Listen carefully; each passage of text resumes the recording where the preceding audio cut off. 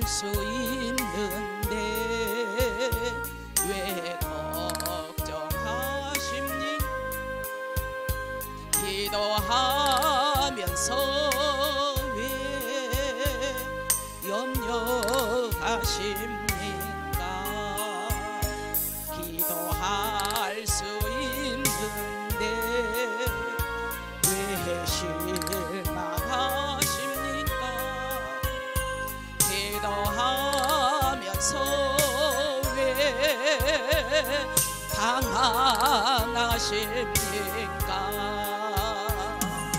주님 앞에 무릎 꿇고 간구해 보세요. 마음을 청결하게 뜻을 다하여 기도할 수 있는데 왜 걱정하십니까? 기도하면서 왜 염려하십니까? 주님 앞에 무릎 꿇고 간구해 보세요. 마음을 정결하게 뜻을 다하여 기도할 수 있는데 왜 걱정하십니까? 기도하면서 왜 염려하십니까? 아멘. 오늘도 우리가 기도하는 마음으로 말씀을 들을 때 여러분의 응답이 될 줄로 믿습니다. 오늘 본문에 있는 말씀을 가지고 형제애라라는 제목으로 말씀을 들을 때 피차 은혜의 시간이 되어지기를 바랍니다. 추석 명절을 일주일 앞두고 우리가 형제로서 또 성도로서 주님을 사랑하는 그런 마음으로 어떻게 살아가는가라는 그 말씀의 맥락이 오늘 본문에 있으니 우리는 어떠한 마음으로 어떠한 심장을 가지고 심령을 가지고 우리가 서로 사랑해야 되는가라는 것 통하여 은혜를 나누고자 합니다. 우리가 너무도 잘 아는 이스라엘의 12지파가 있습니다. 예수님의 제자도 12명이죠. 이 12지파 중에서도 그 중에서도 최고의 복을 받은 지파가 어떤 지파냐라고 보니까 야곱의 넷째 아들인 유다가 최고의 복을 받았습니다. 형제들이 다 한 뱃속에서 낳았지만 더 복을 받는 사람이 있는가 하면은 더 힘들게 살고 더 허덕이면서 살아가는 그런 자가 있죠. 마찬가지로 이스라엘의 12지파 중에서도 야곱의 넷째 아들인 유다가 복을 받았는데, 그러면 유다는 야곱의 사랑을 받지 못했던 자였습니다. 그의 엄마가 누구였느냐? 야곱은 라헬을 사랑했는데 그의 레아에게 낳은 소생이란 말이에요. 레아, 사랑받지 못한 자기 엄마에게, 야곱의 사랑을 받지 못한 자기 엄마가 낳은 아들이 유다인데 그 중에서도 네 번째 낳은 아들인 거죠. 그러나 그가 최고의 가문을 세우게 됩니다. 누가 봐도 납득이 되지 않고 저렇게 비운의 삶이다. 자기 엄마는 레아, 버림을 받다시피 하는 마지못해 머슴살을 해서 큰언니가 먼저 가야 된다 해서 레아가 갔는데 그의 소생이 되었단 말이에요. 그런데 이상하게 이 사람이 그 지파에서 무엇을 많이 받았더라? 복을 많이 받은 거예요. 그래서 이 지파에서 나중에 갈렙 같은 믿음의 용사가 태어나고 또 더 나아가서 다윗이라는 최고의 왕이 섰으니 얼마나 위대한 자입니까? 또 그 뒤를 이어서 계속해서 이스라엘의 전통 왕의 후손인 다윗의 자손들이 또 이어지는 겁니다. 그러면 예수님은 어느 자손에서도 오셨습니까? 그리고 마지막으로 육체적으로 예수님께서도 이 유다의 후손으로 태어났으니 얼마나 위대한 자냐는 거죠. 신약 성경의 시작인 마태복음에서 예수 그리스도의 계보가 나오지요. 그 족보를 보면 유다가 정통으로 이스라엘을 이어감을 보여주고 있습니다. 그래서 예수님은 유다 지파에서 왔다. 그래서 마태복음 1장 2절 말씀하기를 아브라함이 이삭을 낳고 이삭은 야곱을 낳고 야곱은 유다와 그의 형제들을 낳고 그렇기 때문에 이 유다를 통해서 모든 이 계승이 계보가 이어지는 것이 복 중에 복이다라는 것을 우리는 알 수가 있는 거지요. 장자가 아닌 넷째 아들인 유다가 아브라함의 혈통을 이어가는 거래요. 누가 봐도 도무지 이해가 안 되는데, 그러면 그 중에는 뭔가 비법이 있다는 겁니다. 복을 받을 사람에게도 뭔가 남다른 게 있어요. 성공하는 사람에게도 뭔가 남다른 열정이 있습니다. 뭔가 잘 터득한 사람에게는 남다른 뭔가 있다라는 거죠. 창세기 38장에 보면 유다는 매우 부끄러운 과거를 가지고 있어요. 오늘 본문에 보니까 그럼에도 불구하고 지난 과거에 부끄러움이 있고, 지난 과거에 추태를 부렸고, 지난 과거에 너무도 그런 삶이 있다 할지라도 그가 왜 그렇게 복을 받았는가, 왜 그렇게 복을 받는 가문으로 이을 수밖에 없는가라는 것을 오늘 본문에서 말씀해 주었으니 이 말씀이 저와 여러분의 말씀이 될 줄로 믿습니다. 우리 과거는 이미 지나갔고 보라 새 것이 되었습니다. 과거를 논하지 말고 현실이 중요한 거죠. 그러면 이기에 빠진 야곱의 아들들이 나옵니다. 자, 베냐민을 놓지 못하고, 야곱의 막내 아들인 베냐민을 놓지 못하고, 베냐민의 그 이의 아들은 요셉이란 말이요. 베냐민을 놓지 못하고 지체하던 야곱은 이제 자기 아들 요셉도 애굽으로 팔아넘겼습니다. 이제 베냐민도 그럴 상황인데 놓지 못하고 43장 14절 말씀에 내가 자식을 잃게 되면 내가 잃어버리라, 나도 끝나버리라. 내 아들 요셉도 이미 그 애굽으로 팔려갔는데, 어디론가 팔려갔는데 베냐민조차 잃어버린다면 나도 잃어버린다 라는 고백을 하면서 베냐민을 내보냅니다. 왜냐하면 그 지역에 흉년이 들어서 애굽에 가야만 양식을 살 수 있기 때문에 그 시점에 요셉에게 간 이 형제들은 극진한 대접을 받고, 여기서 시므온과 모든 형제들 누구도 잃지 않은 채 양식을 사가지고 이제 돌아옵니다. 자루마다 다 내어주잖아요. 근데 그 형들은 요셉인지 몰라. 요셉은 자기 형들인 줄 안단 말이에요. 그런데 갑작스러운 일이 생긴 게 아니겠어요? 아니, 자루에 이제 양식을 사가지고 자기 고향으로 돌아가는데 군인들이 쫓아옵니다. 군인들이 쫓아가지고 너희 자루 속에 너희들의 자루를 다 확인하겠다는 거예요. 정말 양식을 가졌느냐 이거죠. 자, 요셉이 베냐민의 자루에 양식을 넣어주면서 자신의 은잔을, 무엇을? 은잔을, 은잔 아시죠? 은잔을 자루 속에 딱 숨겨놓은 거 아니겠어요? 그러니까 양식을 산다고 갔는데 양식에 양식이 들어온 줄 알고 다 메고 오는데 그 베냐민 자기 동생 자루에 무엇을 넣었더라? 은잔을 넣어놓은 거예요. 그러니까 4절에 이제 그럽니다. 영문도 모르는 내 은잔이 없어졌어. 아 말이야, 저것들이 내 지금 은잔을 가져간 자들이 있으니까 군사들을 불러 모아가지고 빨리 가서 말이야, 저것들 저기 고향에 도착하기 전에 가서 자료를 갖다 다 확인해라. 이거예요. 한마디로 스토리가. 영문도 모르는 형제들은 은잔을, 너희 말이야 은잔을 가져가지 않았느냐, 지금 요셉이 은잔이 없어졌어 이런단 말이에요. 그러니까 은잔을 훔치지 않았기 때문에 자신 있게 요셉과 약속을 합니다. 군인들에게 말을 합니다. 오늘 9절 10절 말씀, 당신의 종들 중 누구에게서 발견되든지 그는 죽일 것이요, 그래야 우리는 은잔을 가지 않았는데 이들 중에서 한마디로 말하면 은잔이 있다면 죽을 것이요, 우리는 그의 어떻게 하냐, 우리는 내 주의 종들이니까 그가 이르되 그러면 너희 말과 같이 하리라. 만약에 여기서 은잔이 있으면 어떻게 하리라? 그렇죠, 죽어버리겠다, 죽이겠다 이거 아니에요. 지금 아 우리는 당당하다, 내 죄 지은 혐의가 없어, 나는 은잔 구경도 못했어, 그 내 자루 속에 무슨 은잔이 있단 말이야. 즉 말하면 이거예요.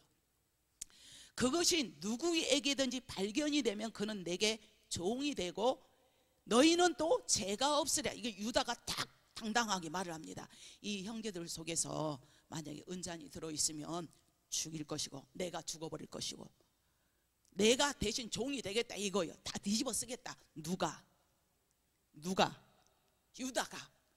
유다. 이 마음을 보세요. 그래서 유다의 후손에서 자손에 왔다고 이렇게 말씀드렸잖아요. 유다가 그럽니다. 그런데 놀랍게도 유다의 자루에서 은잔이 나온 것이 아니라 베냐민 자루에서 은잔이 나오는데 12절 말씀, 그가 나이 많은 자에게서부터 시작하여 나이 적은 자에게까지 조목조목 조사함에 그 잔이 누구의 자리에서, 베냐민 자루에서 발견이 되는 겁니다. 그러니까 도로 잡혀온 이 형제들은 어쩔 줄 몰라가지고 유다의 말로 인해서 이제 모든 문제가 해결이 되는 거예요. 어느 누구에게 은잔이 발각되거든 내가 종이 되겠다, 내가 하겠다, 이거예요. 이렇게 이기에 빠진 야곱의 아들들의 모습을 보면서 그러면 내가 함께 종이 되겠다라는 유다예요. 그러니까 요셉과 이 형제들은 은잔이 발견된 사람은 뭐가 되겠다, 종이 되겠다라고 약속을 합니다. 함부로 그렇게 말하기가 쉽냐는 거죠. 그런데 그 약속대로라면 베냐민이 종이 되어야만 했습니다.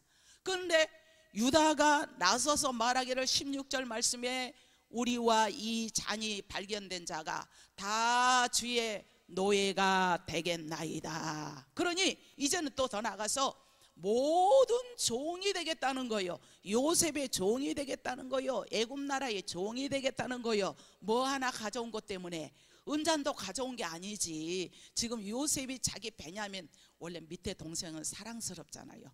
밑에 동생은 사랑스러워.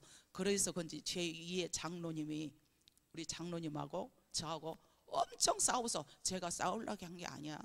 우리 장로님이 저를 얼마나 잘 건든지 몰라. 옛날 전라도 말로 찌락찌락 건드려. 막 어따고 저따고 막 그러면 나는 가만히 있어. 근데 막 남자들은 장난하는 거 좋아하잖아. 이렇게 가만히 보니까 우리 아들도 그러고 우리 최원조 집사님도 그러더만 옆에서 보니까. 그렇게 하면 여자들은 나중에 하지마 이러다가 나중에 자꾸 하다 보면 하지 말라고 이런다 보니까 큰 소리 친다고 또 그래. 그래가지고 이렇게 하는데, 그래서 이날까지 참 애지중지하게 이렇게 나빠서가 아니라 아마 이런 식으로 태격 막 이런단 말이에요. 이렇게 해서 이제 그렇게 동생이 그러니까 얼마나 사랑스럽겠어. 왜 하필이면 형들 그 자루에 넣지 않고 자기 동생 누구라고 그랬죠? 자기 동생 베냐민 자루에 은잔을 딱 뉘어놓고, 그러니까 요렇게 딱 뉘어놓고 이제 봅니다. 그래, 너희가 내가 아버지의 사랑을 독차지 한다고 나를 팔아서 애굽에 넘겼지. 그런 내 동생에게 지금 이렇게 했는데 너희들의 태도가 또 어떤가 보자. 그래, 내 동생도 한번 팔아서 넘기는가 보자. 이거 아니겠어요? 심도 깊은 그 내면의 마음이 요셉에게 있는 거예요. 전에는 동생을 미워가 팔아버렸던 이 형들이었지만 지금은 어떻게 하냐, 베냐민을 이해하며 함께 뭐가 되겠다, 종이 되겠다 말하는 형들을 지금 요셉이 봅니까, 보지 않습니까? 요셉은 형들의 변화를 보고 알게 되었어요. 그러니까 요셉은 형들이 변화된 모습에 감동을 받았겠어요, 실망을 했겠어요? 감동을 받습니다. 오늘 본문에 계속 감동을 받아요. 여러분 때문에 감동을 받아. 여러분 때문에 내 형제를 사랑하고 동생을 사랑하고 또 윗사람을 사랑하고 배려하는 그 모습, 교회 안에서도 서로 배려하고 도와주고 끌어주는 그런 모습을 옆에 사람이 보고 감동을 받는데 먼저 하나님께서 인정하여 주실 줄로 믿습니다. 그러니까 요셉은 형들이 변화된 이 모습에 감동을 받기 시작한 거예요. 유다가 받는 이 복을 받는 이유는 이렇게 동생의 고통을 함께 짊어지고 함께 갔기 때문에 유다가 이런 복을 받았다. 이 말씀을 주님은 팩트로 하고 싶은 줄로 믿습니다. 사랑하는 성도 여러분, 우리는 힘들고 너무도 어려운 사람의 짐을 대신 져주거나 함께 짊어지는 것을 하나님은 너무도 기뻐하십니다. 그런 사람이 받을 복이기 때문에, 그래서 함께 우는 자에게 함께 울고 함께 슬퍼하는 자에게 함께 슬퍼하는 것이 교회 공동체이기 때문에 로마서 12장 15절 말씀에 즐거워하는 자들과 함께 즐거워하고 우는 자들과 함께 울라라고 주님이 말씀하셨습니다. 더 나아가서 우리 이웃에게도 이런 배려가 너무도 필요하니 우리가 명절을 앞두고 내 형제를 생각하며 내 이웃을 다시 한번 돌아보며 내 사랑하는 교우들을 돌아보는 아름다운 관계가 되기를 바랍니다. 절망적인 이웃의 아픔을 우리의 아픔으로 삼아줄 때에 우리가 소를, 작은 것을 실천했지만 우리 하나님께서는 말로 부어주는 복이다 라는 말씀이에요. 주님이 그런 마음으로 이 땅에 오셨고 이 땅에 사는 동안도 그런 마음으로 사셨기 때문에 저와 여러분은 우는 자들은 눈물을 닦아주시고 이러하며 함께 하시는 모습을 보여줄 줄로 믿습니다. 저는 이렇게 강단에 있으면 눈물이 주체할 수가, 최대한 오늘 이렇게 자제하려고 그러는데 제가 지금 그런 처지가 좀 그런가 봐요. 좀 한 생명이 정말 꺼져가는 그 심지처럼 막 그렇게 상상이 드니 생각이 들고 애처롭고 안타깝고 이게 이루 말할 수가 없는 그런 마음이네요. 이렇게 이기에 빠진 야곱의 아들들의 모습을 바라보면서 유다가 이렇게 하면서 유다가 어떻게? 내가 함께 종이 되겠다. 그리고 그는 아버지를 이해하고 아버지를 이해하는 유다입니다. 우리 한번 따라서 하실까요? 아버지를 이해하고 아버지를 이해하는 유다이다. 너희가 보이는 부모님을 공경하지 못하고 보이지 않는 하나님을 공경한다는 것은 말짱 거짓말이다 라는 말씀처럼 우리가 보이는 부모님에게 효도를 하고 보이는 형제에게 서로 사랑하고 보이는 우리가 이웃에게 사랑할 때의 진정한 사랑의 모습인 줄로 믿습니다.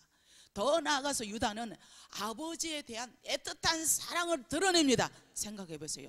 아버지가 우리 엄마 그렇게 싫어했다며, 우리 엄마가 내한데 우리 엄마는 아버지 사랑도 받지 못했는데 그랬다며, 다 컸으니까 그거 다 알게 될 거 아니에요. 그러면 아버지를 자동적으로 엄마 말 듣고 미워할 수 있어. 나의 소생도 아니란 말이에요. 그런데 아버지를 극진히 사랑하는 그 마음이 주님의 마음이 아니고 누구의 마음이겠습니까?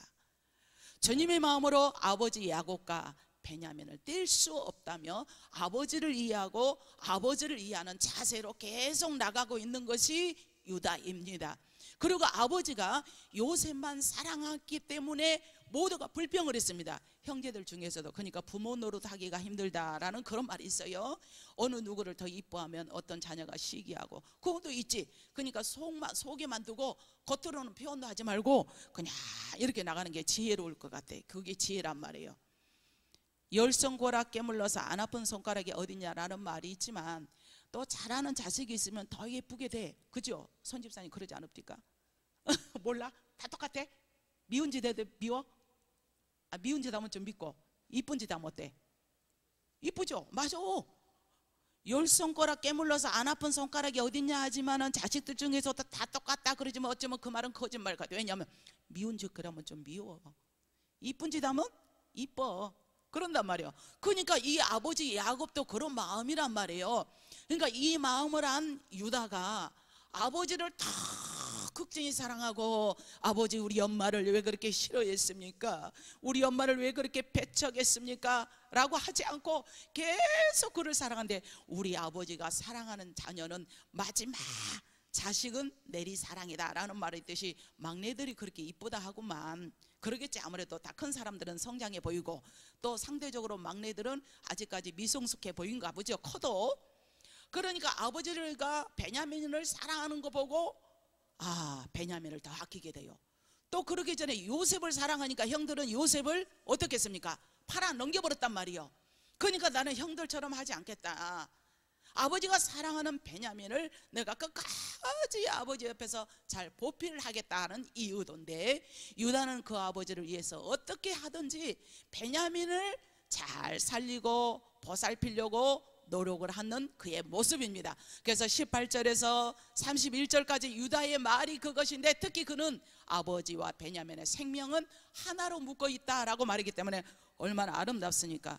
오늘 계속 30절 31절 보면 아버지의 생명과 아이의 생명이, 아이는 베냐민을 가리킵니다. 서로 하나로 묶어 있거늘 등등에 말하면서 우리가 함께 가지 아니하면 아버지가 아이의 없음을 보고 죽은 줄 알고 아버지가 애통이 아니, 그래서 주의 종 우리 아버지가 우리와 함께 가기를 내려가기를 원합니다 라는 고백인 줄로 믿습니다. 그래서 우리 아버지가 흰머리로 슬퍼한다 그랬어요. 그 말은 연세가 들었다 그거지요. 그래서 수월은 지옥을 말하는데 지옥 같은 그런 마음이다. 그래서 우리 마음이 막 있잖아요. 어쩔 때는 천국 갔다가 지옥 갔다 그런 말이 뜻이 표현을 할 때, 자, 베냐민이 살아 돌아오지 않으면 아버지는 죽는다는 거예요. 이런 유다가 복을 받겠어요? 받지 않겠어요? 복을 받는 겁니다. 아버지를 이해하고 아버지를 대변하는 유다의 이 아름다운 마음에 복이 임해요. 그래서 요셉에게 설명하는 이 유다가 복을 받음으로 계속 나가서 하나님 앞에 놀랍도록 사용된 인물인 줄로 믿습니다. 이렇게 이기에 빠진 야곱의 아들들이 함께 종이 되겠다고 유다가 선뜻 나서면서 아버지를 이해하는 유다인데 마지막으로 그러면 내가 대신 종이 되겠습니다 라는 거예요. 더 나아가서 유다가 결정적인 말을 합니다. 최고의 고백입니다. 이 고백이 우리의 고백이 될 줄로 믿습니다. 이 고백이 어떻게 했냐? 요셉을 감동을 시켰어요. 그리고 유다가 복을 받게 되는 가장 중요한 일이 배려하는 마음이고 사랑하는 마음인 줄로 믿습니다. 그것은 유다가 이제 대신 희생하겠다라는 말인데, 바로 그렇다면 베냐민으로 종으로 삼겠다는 그게 아니라 내가 종으로 나가면서 내가 대신 종이 되겠습니다. 33절 말씀을 보니까 이제 주의 종으로 그 아이를 대신하여 머물러 있어 내 주의 종이 되게 하시고 그 아이는 그의 형들과 함께 올라가게 하소서라는 말씀의 이유는 베냐민이 집에 돌아가지 않으면 아버지가 어떻게 된다? 죽을 것 같다. 아버지가 죽는다. 사랑하는 막내 아들을 기다리며 죽는다 이 뜻이에요. 그러니까 아버지를 배려하고 동생을 사랑하는 이 마음이야말로 얼마나 아름다운 마음입니까?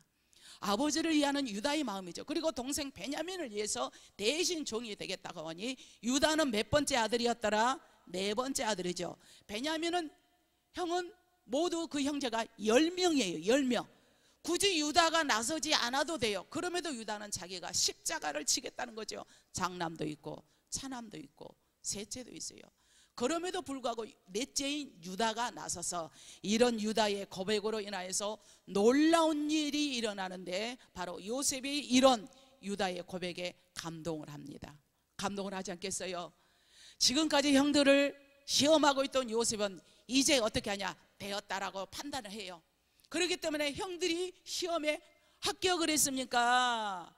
합격인 거예요. 오늘 저와 여러분도 이처럼 하나님 마음에 합격된 자가 되기를 주님의 이름으로 축복합니다. 합격됩시다. 동생을 미워하고 팔아버리던 이 형들이 이제는 동생을 위해서 희생할 수 있는 형들로 변했다는 것이 확인이 되었어요. 유다의 말에 감동받은 요셉은 드디어 자기를 밝히게 됩니다. 아, 내가 요셉이다. 당신들이 팔아넘기는 사람이 나 요셉이다라고 45장의 다음 장에 가서 고백을 하는데, 그래서 그리고 야곱의 모든 가족이 애굽으로 이민을 와서 편안하게 살게 됩니다. 희생을 각오한 유다가 복을 받은 것은 주님의 가르침과 주님의 가르침에 실천하는 행인 줄로 믿습니다. 이런 유다의 이야기를 비롯한 모든 전모를 뒤에 야곱이 다 알게 돼요. 이런 스토리를 나중에 야곱이 다 알게 되는 거죠. 그리고 야곱은 죽기 전에 12아들을 위해서 예언적 축복을 하면서 유다에게 가장 큰 복을 빌어주니 이 부모가 빌어준 복이 얼마나 지대한 영향인지, 부모가 빌어준 이 축복이 자녀들에게 큰 놀라운 일들이 많아지게 될 줄로 믿습니다. 그래서 자녀를 위해서 울고 자녀를 위해서 기도하고 자녀를 위해서 복을 빌어줄 때에 놀라운 은혜가 임하게 될 줄로 믿습니다. 유다지만 그는 최고의 복을 받고 최고의 가문을 이루는 유다 가문이 되었어요. 그래서 창세기 49장 8절에서 계속 보면 야곱이 유다에 대한 이제 축복이 나옵니다. 구체적으로 그는 세 가지 축복을 하면서 먼저 왕이 되는 축복을 합니다. 유다의 후손에서 다윗 왕이 일어나고 계속 이어서 그 후손들이 왕위를 잇다가 만왕의 왕이신 예수 그리스도로 이어집니다. 그러니까 그 예언이 아주 백발백중인 거죠. 아울러 유다의 후손들은 두 번째로 큰 용사가 되며 승리가 되는 복을 받았는데 왜 이런 복을 받았습니까? 사랑하는 마음, 이해하는 마음, 배려하는 그 마음을 이에 계신 하나님께서 다 보시고 나중에 부모도 알게 되고 형제들도 서로 우애하고 하나가 되니 하나님이 복을 안 줄래야 안 줄 수가 없게 된 줄로 믿습니다. 갈렙 같은 용사가 그의 가문에서 나오고 다윗과 같은 승자가 이어지는 것을 복을 줬는데, 마지막으로 세 번째, 너는 부자로 살 것이다 그랬어요. 솔로몬 같은 부자가 나오는 겁니다. 그에게 주님이 가르쳐 주신 가장 중요한 원리가 마태복음 10장 39절 말씀에 자기 목숨을 얻는 자는 뭐 할 것이요? 잃을 것이요. 나를 위하여 자기 목숨을 잃는 자는 얻으리라. 누가복음 17장 33절 말씀에도 무릇 자기 목숨을 보존하고자 하는 자는 잃을 것이요 또 잃은 자는 살리로다. 할렐루야. 죽고자 하니 삽니다. 잃고자 하니 얻습니다. 희생하고자 하니 영광을 얻습니다. 유다가 그렇게 되었으니 우리 영락의 모든 권속들 영상예배 참여한 여러분들에게 모든 이런 복이 임하기를 주님의 이름으로 축복합니다. 무엇보다 돌아오는 명절 때 일가 친지를 만날 때 실천해 봅시다. 말씀을 염두에 두시고, 왜? 이에 계신 하나님이 다 보고 계시기 때문에 진심으로 전심을 다해서 우리는 실천한 자가 되기를 바랍니다. 그 가문이 든든히 서고 후손들이 복을 받으니, 사랑하는 우리 영락의 권속들 여러분이요, 우리도 유다 같은 복된 가문을 만들어가기를 주님의 이름으로 축복합니다. 그것은 내가 희생을 해야 돼요. 내가 지불을 해야 됩니다.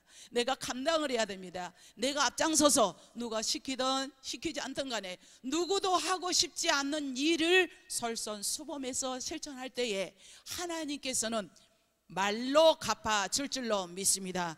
교회에서도 섬기는 일도 자원하는 마음으로, 희생하는 것도 겸손한 마음으로, 겸손과 손해보는 일이 있다 할지라도 주님이 나의 마음을 보고 계시고 내가 자존심 상하는 것이 있다 할지라도 결코 손해가 아니다 라는 사실을 기억하시기를 바랍니다. 그래서 그런 섬김을 가까이 기꺼이 감당하는 사람에게는 하나님께서 놀라운 복을 허락해 주시니 여러분 때문에 이 나라가, 이 민족이 안전하게 설 줄로 믿습니다. 교회가 부흥될 줄로 믿습니다. 가정마다 일어날 줄로 믿습니다. 기도하는 것마다 응답될 줄로 믿습니다. 내가 나사렛 예수 이름으로 명하는 건강의 문이 열릴지어다. 건강하여 장수의 문이 열릴지어다. 평생의 병원을 모르고 살아갈지어다. 하나님이 함께하면 능치 못함이 없는 줄로 믿습니다. 우리는 하나님 앞에 나가는데 지금은 한국 교회는 더 편해지고 싶어합니다. 한국 교회는 더 갖고 싶어합니다. 더 높아지고 싶기 때문에 초롱성을 쌓습니다. 어떻게 하면은 교회를 더 일확천금을 들어가지고 높이 드럽게 그게 다가 아닌데 말이에요. 그거를 하면서 얼굴을 내놓으려고 합니다. 우리는 이런 모양만 있는 이런 삶이 아니라 진정으로 내 안에서 실천되어지며 내 마음이 주님을 향하는 마음이 되어서, 주님이 보시기에 오늘도 유다 가문은 벨볼리로 웃었습니다. 정말 그래야 엄마는 서글픔이었습니다. 남편의 사랑도 제대로 받지 못하는 이런 사람이었습니다. 그럼에도 불구하고 실천했을 때 그를 복의 도구로 사용했는데 오늘날 우리 한국교회가 왜 이렇게 추락하고 있습니까? 심각하게 깨달아야죠. 왜 이렇게 많은 사람에게 불모의 소리를 들으며 많은 사람이 욕을 얻고 있냐는 거죠. 우리는 이런 가운데 유다와 같이 진정으로 실천하고 진정으로 사랑을 하며 교회를 바로 세워가서 여러분의 가정이 든든하고 안녕하는 우리 모든 권속들이 되기를 주님의 이름으로 축원합니다. 기도하겠습니다.